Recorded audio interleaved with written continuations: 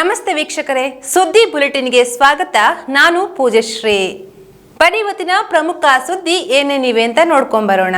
ಗುಡ್ಡ ಆಗಿದ್ದು ಇಲ್ಲಿಂದ ಕೋಲಾರ ಭಾಗಕ್ಕೆ ನೀರು ಕೊಂಡು ಹೋಗಲು ಸಾಧ್ಯವಾಗುತ್ತೆ ಎಂದಾದ್ರೆ ಪುತ್ತೂರಿನಿಂದ ಸುಳ್ಯಕ್ಕೆ 110 kV ವಿದ್ಯುತ್ ಲೈನ್ ನೀಡಲು ಯಾಕೆ ಸಾಧ್ಯವಾಗ್ತಾ ಇಲ್ಲ ಎಂದು ಸಾರ್ವಜನಿಕರು ಕೆಪಿಟಿಸಿಎಲ್ ಇಂಜಿನಿಯರ್ ಅನ್ನ ಪ್ರಶ್ನಿಸಿ ತೀವ್ರ ತರಾಟೆಗೆತ್ತಿಕೊಂಡ ಘಟನೆ ನವೆಂಬರ್ 12ರಂದು ನಡೆಯಿತು. ಸುಳ್ಯ ಮತ್ತು ಮೆಸ್ಕಾಂ ಉಪವಿಭಾಗ ಜನಸಂಪರ್ಕ ಸಭೆಯು ನವೆಂಬರ್ 12ರಂದು ಸುಳ್ಯ ತಾಲೂಕು ಪಂಚಾಯತ್ ಸಭಾಂಗಣದಲ್ಲಿ ನಡೆಯಿತು. ಮೆಸ್ಕಾಂ ಅಧೀಕ್ಷಕ ಇಂಜಿನಿಯರ್ ಕೃಷ್ಣರಾಜ್ ರವರ ಉಪಸ್ಥಿತಿಯಲ್ಲಿ ನಡೆದ ಸಭೆಯಲ್ಲಿ ಕಾರ್ಯನಿರ್ವಾಹಕ ಇಂಜಿನಿಯರ್ ರಾಮಚಂದ್ರ ಎ, ಕೆಪಿಟಿಸಿಎಲ್ನ ಸಹಾಯಕ ಕಾರ್ಯನಿರ್ವಾಹಕ engineer Sachin, Sullia MESCOM AE Harish Naik, Subrahmanya AE Satish Sapalya, ಸಹಾಯಕ ಇಂಜಿನಿಯರ್ಗಳಾದ ಹರಿಕೃಷ್ಣ, ಚಿದಾನಂದ, ಸುಪ್ರೀತ್, ಉಷಾ ಕುಮಾರಿ, ಕಿರಿಯ ಇಂಜಿನಿಯರ್ ಮಹೇಶ್, ಪರಶುರಾಮ, ಲೋಕೇಶ್ ಮೊದಲಾದವರಿದ್ದರು. ಸುಳ್ಯ 110 kV ಸಬ್ಸ್ಟೇಷನ್ ಕುರಿತು ಜಿಕೆ ಹಮೀದ್ ಸಂಪಾಜೆ, ರಾಧಾಕೃಷ್ಣ ಬೊಳ್ಳೂರು, ನಟರಾಜ್ ಸಂಕೇಶ್, ಆರ್ಬಿ ಬಶೀರ್, ಸತ್ಯಕುಮಾರ್ ಆಡಿಂಜ, ಇಬ್ರಾಹಿಂ ಅಂಬಟೆಕಜೆ ಮೊದಲಾದವರು ಪ್ರಶ್ನಿಸಿದ್ರು. ಈ ವೇಳೆ ಮಾಹಿತಿ ನೀಡಿದ ಕೆಪಿಟಿಸಿಎಲ್ನ ಇಂಜಿನಿಯರ್ ಸಚಿನ್ ರವರು, ಸಬ್ಸ್ಟೇಷನ್ ಕೆಲಸ ಸುಳ್ಯದಲ್ಲಿ ಆಗ್ತಾ ಇದೆ, ಯಾವುದೇ ಸಮಸ್ಯೆ ಇಲ್ಲ. ಲೈನ್ ಹಾದು ಬರಲು ಒಟ್ಟು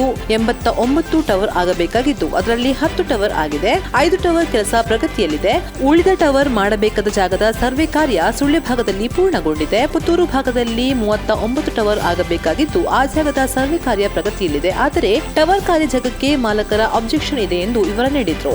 ಈ ವೇಳೆ ಮಾತನಾಡಿದ ಜಿಕೆ ಹಮೀದ್ ರವರು, ನಾವು ಸುಳ್ಯದ 110 kV ಸಬ್ಸ್ಟೇಷನ್ಗೆ ಎಷ್ಟು ಕಾಯುವುದು? ಅಧಿಕಾರಿಗಳಿಗೆ ಇಚ್ಛಾಶಕ್ತಿ ಬೇಕು. ಈ ಭಾಗದಿಂದ ಕೋಲಾರ ಭಾಗಕ್ಕೆ ಗುಡ್ಡೆಗಳನ್ನು ಅಗೆದು ನೀರು ಕೊಂಡು ಹೋಗುತ್ತಾದರೆ ಪುತ್ತೂರಿನಿಂದ ಸುಳ್ಯಕ್ಕೆ 110 kV ಲೈನ್ ಯಾಕೆ ವಿಳಂಬ ಎಂದು ಕೇಳಿದ್ರು. ಯಾರೆಲ್ಲ ಆಬ್ಜೆಕ್ಷನ್ ಮಾಡ್ತಾರೆಂಬ ಪಟ್ಟಿ ತಯಾರಿಸಿ ಬಿಡುಗಡೆ ಮಾಡಿ ಅವರೊಂದಿಗೆ ಸುಳ್ಯ ಮತ್ತು ಪುತ್ತೂರಿನ ಶಾಸಕರು ಹಾಗೂ ಇತರ ಜನಪ್ರತಿನಿಧಿಗಳು ಮಾತನಾಡಿ ಮನವೊಲಿಸುವ ಕಾರ್ಯ ಮಾಡುತ್ತಾರೆಂದು ಸಭೆಯಲ್ಲಿದ್ದವರು ಹೇಳಿದ್ರು. ಈ ವಿಚಾರದಲ್ಲಿ ಕೆಲ ಹೊತ್ತು ಚರ್ಚೆ ನಡೆದು ಬೇರೆ ವಿಷಯದ ಸಭೆ ಹೋಯಿತು. ಸಭೆಯ ಕೊನೆಯಲ್ಲಿ ಮತ್ತೆ ಜಿಕೆ ಹಮೀದ್ ಅವರು 110 kV ಸಬ್ಸ್ಟೇಷನ್ ಕುರಿತು ಪ್ರಸ್ತಾಪಿಸಿ ಎಲ್ಲೆಲ್ಲಿ ಟವರ್ ಆಗಿದೆಂಬ ಕುರಿತು ಪ್ರಶ್ನಿಸಿದರು. ಆಗ ಇಂಜಿನಿಯರ್ ಸಚಿನ್, ಟವರ್ ಆದುದೆಲ್ಲ ಫೌಂಡೇಶನ್ ಮಾಡಲಾಗಿದೆ, ಟವರ್ ಏಕಕಾಲಕ್ಕೆ ಜೋಡಣೆ ಮಾಡುತ್ತಾರೆ ಎಂದು ಹೇಳಿದ್ರು. ಇದರಿಂದ ಅಸಮಾಧಾನಗೊಂಡ ಹಮೀದ್ ರವರು, ಸಭೆಯ ಆರಂಭದಲ್ಲೇ ಟವರ್ ಆಗಿದೆಂಬ ಮಾಹಿತಿ ನೀಡಿ ಈಗ ಆಗಿಲ್ಲ ಎಂದು ಹೇಳುತ್ತೀರಿ. ಈ ರೀತಿ ಸಭೆಗೆ ಸುಳ್ಳು ಮಾಹಿತಿ ನೀಡಿರುವುದು ಅಕ್ಷಮ್ಯ. ನೀವು ಹೇಳಿದ್ದನ್ನು ಎಲ್ಲವನ್ನ ಕೇಳಿಸಿಕೊಳ್ಳಲು ಸುಳ್ಳಿದವರು ಬೋಳರಲ್ಲ ಎಂದು ತರಾಟೆಗೆ ಎತ್ತಿಕೊಂಡ್ರು.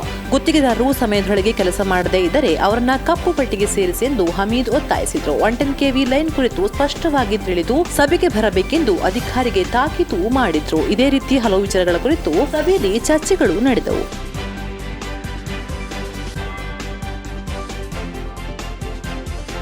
ಸುಳ್ಯ ಶ್ರೀರಾಂಪೇಟೆ ದುಬೈ ಬಜಾರ್ ಅಂಗಡಿಗೆ ಗ್ರಾಹಕರಾಗಿ ಬಂದಿದ್ದ ಇಬ್ಬರು ಅಂಗಡಿಯ ಟೇಬಲ್ನಲ್ಲಿ ಇರಿಸಿದ ಸಿಬ್ಬಂದಿಯ ಪರ್ಸ್ ಅನ್ನ ಕಳ್ಳತನ ಮಾಡಿ ಹೋಗಿರುತ್ತಾರೆಂಬ ಆರೋಪ ಕೇಳಿಬಂದಿದೆ. ಕಳ್ಳತನವಾಗಿರುವ ಪರ್ಸ್ ಜಯನಗರ ನಿವಾಸಿ ಶ್ರೀಮತಿ ಪ್ರಿಯಾ ಎಂಬುವರದಾಗಿದ್ದು ಅವರು ದುಬೈ ಬಜಾರ್ನಲ್ಲಿ ಸೇಲ್ಸ್ ಗರ್ಲ್ ಆಗಿ ಕೆಲಸ ಮಾಡ್ತಾ ಇದ್ರು. ಅವರು ತಮ್ಮ ಬ್ಯಾಗ್ ಅನ್ನ ಅಂಗಡಿಯಲ್ಲಿ ಅವರ ಕೆಲಸ ಮಾಡುತ್ತಿದ್ದ ಜಾಗದಲ್ಲಿ ಇಟ್ಟಿದ್ರು ಎನ್ನಲಾಗಿದೆ. ಕಳೆದ 2 ದಿನಗಳ ಹಿಂದೆ ಓರ್ವ ಮಹಿಳೆ ಹಾಗೂ ಓರ್ವ ಪುರುಷ ಗ್ರಾಹಕರಾಗಿ ಅಂಗಡಿಗೆ ಬಂದು ಐಟಂ ಖರೀದಿ ಮಾಡಿ ಹೋಗುವ ಸಂದರ್ಭ ಅಲ್ಲೇ ಪಕ್ಕದಲ್ಲಿ ಇರಿಸಿದ್ದ ಇವರ ಬ್ಯಾಗ್ ಅನ್ನ ತೆಗೆದುಕೊಂಡು ಹೋಗಿರುತ್ತಾರೆ. ಬ್ಯಾಗ್ನಲ್ಲಿ ಸುಮಾರು 5,000 ಮೊತ್ತ ಹಣ ಹಾಗೂ 2 ATM ಕಾರ್ಡ್ ಇದ್ದು ಈ ಬಗ್ಗೆ ಅವರು ಸುಳ್ಯ ಪೊಲೀಸ್ ಠಾಣೆಗೆ ದೂರು ನೀಡಿದ್ದಾರೆ.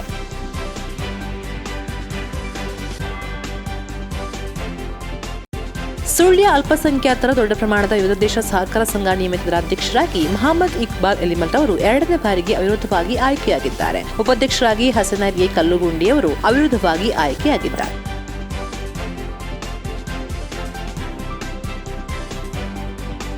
ಕರ್ನಾಟಕ ಸರ್ಕಾರ ಜಿಲ್ಲಾಡಳಿತ ಮತ್ತು ಜಿಲ್ಲಾ ಪಂಚಾಯತ್ ದಕ್ಷಿಣ ಕನ್ನಡ ಉಪನಿರ್ದೇಶಕರ ಕಚೇರಿ, ಶಾಲಾ ಶಿಕ್ಷಣ ಇಲಾಖೆ ಮಂಗಳೂರು, ಕ್ಷೇತ್ರ ಶಿಕ್ಷಣಾಧಿಕಾರಿಯವರ ಕಚೇರಿ ಸುಳ್ಯ, ಸರ್ಕಾರಿ ಪದವಿ ಪೂರ್ವ ಕಾಲೇಜು ಪಂಚದರ ಆಶ್ರಯದಲ್ಲಿ ದಕ್ಷಿಣ ಕನ್ನಡ ಜಿಲ್ಲಾ ಮಟ್ಟದ 14 ಮತ್ತು 17 ವಯೋಮಾನದ ಪ್ರಾಥಮಿಕ ಮತ್ತು ಪ್ರೌಢಶಾಲಾ ವಿದ್ಯಾರ್ಥಿಗಳ ಕ್ರೀಡಾಕೂಟ ನವೆಂಬರ್ 12 ಮತ್ತು 13ರಂದು ಪಂಜ ಸರ್ಕಾರಿ ಪದವಿ ಪೂರ್ವ ಕಾಲೇಜಿನಲ್ಲಿ ನಡೆಯಿತು. ಸಭಾಧ್ಯಕ್ಷತೆ ವಹಿಸಿ ಶಾಸಕಿ ಕುಮಾರಿ ಭಾಗೀರಥಿ ಮುರುಳ್ಯ ದೀಪ ಬೆಳಗಿಸಿ ಉದ್ಘಾಟಿಸಿದ್ರು. ಪಂಜಾಬ್ ಪೈಂದೋಡಿ ಶ್ರೀ ಸುಬ್ರಹ್ಮಣ್ಯ ಸ್ವಾಮಿ ದೇವಳದಿಂದ ವಿದ್ಯಾರ್ಥಿಗಳು ತಂದ ಕ್ರೀಡಾ ಜ್ಯೋತಿಯಿಂದ ದೀಪ ಬೆಳಗಿತು. ಬಳಿಕ ಕ್ರೀಡಾಕೂಟ ಮುಂದುವರೆಯಿತು.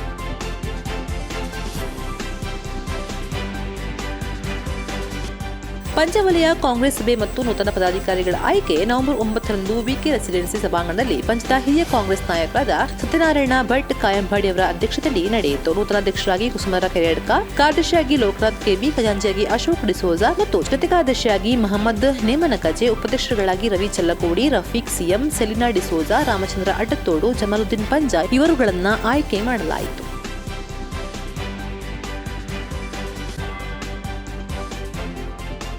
ಜಾಲ್ಸೂರಿನ ಬುಳುಬೈಲ್ ನಿವಾಸಿ ದಯಾನಂದ ಕಡಪಳ್ರವರು ನವೆಂಬರ್ 11ರಂದು ಮಧ್ಯಾಹ್ನ ಸುಳಿದ ಖಾಸಗಿ ಆಸ್ಪತ್ರೆಯಲ್ಲಿ ನಿಧನರಾದರು. ಅವರಿಗೆ 73 ವರ್ಷ ವಯಸ್ಸಾಗಿತ್ತು. ನವೆಂಬರ್ 10ರಂದು ಮಧ್ಯರಾತ್ರಿ ತನ್ನ ಮನೆಯಲ್ಲಿ ಬ್ರೈನ್ ಹ್ಯಾಮರೇಜ್ಗೆ ಒಳಗಾದ ಅವರನ್ನ ಕೂಡಲೇ ಸುಳಿದ ಕೆವಿಜಿ ಆಸ್ಪತ್ರೆಗೆ ಕರೆತಂದು ಬಳಿಕ ಹೆಚ್ಚಿನ ಚಿಕಿತ್ಸೆಗೆ ಬೆಳಗಿನ ಜಾವ ಮಂಗಳೂರಿನ ಫಸ್ಟ್ ನ್ಯೂರೋ ಆಸ್ಪತ್ರೆಗೆ ದಾಖಲಿಸಲಾಗಿತ್ತು. ನವೆಂಬರ್ 11ರಂದು ಪೂರ್ವಾಹ್ನ ಮತ್ತೆ ಸುಳಿದ ಕೆವಿಜಿಗೆ ಆಸ್ಪತ್ರೆಗೆ ಕರೆತರಲಾಗಿತ್ತು. ಆದರೆ ತೀವ್ರ ನಿಗಾ ಘಟಕದಲ್ಲಿದ್ದ ಅವರು ಮಧ್ಯಾಹ್ನ ನಿಧನರಾದರು.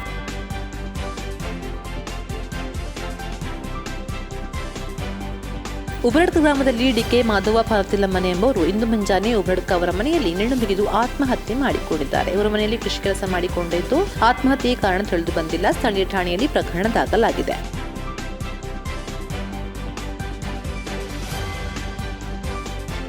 ಸುಬ್ರಹ್ಮಣ್ಯದ ಇಂಜಾಡಿ ಬಳಿ ಸುಳ್ಯ ಕುತ್ಪಾಜ ನಿವಾಸಿ ಹರೀಶ ಎಂಬುವರು ರಸ್ತೆ ಬದಿ ಬಿದ್ದು ಮೃತಪಟ್ಟಿರುವ ಘಟನೆ ಇಂದು ಮುಂಜಾನೆ ವರದಿಯಾಗಿದೆ. ಹರೀಶ್ ಅವರು ತೊಡಿಕಾನ ಮೊದಲಾದ ಕಡೆಯಲ್ಲಿ ಕೂಲಿ ಕೆಲಸ ಮಾಡ್ತಾ ಇದ್ದು ಇದೀಗ ಅವರ ಮನೆಯವರನ್ನು ಪೊಲೀಸರು ಸಂಪರ್ಕಿಸಿದ್ದು ಮನೆಯವರು ಸುಬ್ರಹ್ಮಣ್ಯಕ್ಕೆ ತೆರಳಿರುವುದಾಗಿ ತಿಳಿದು ಬಂದಿದೆ. ಮೃತದೇಹವನ್ನು ಸುಬ್ರಹ್ಮಣ್ಯ ಪ್ರಾಥಮಿಕ ಆರೋಗ್ಯ ಕೇಂದ್ರದಲ್ಲಿ ಇರಿಸಲಾಗಿದೆ.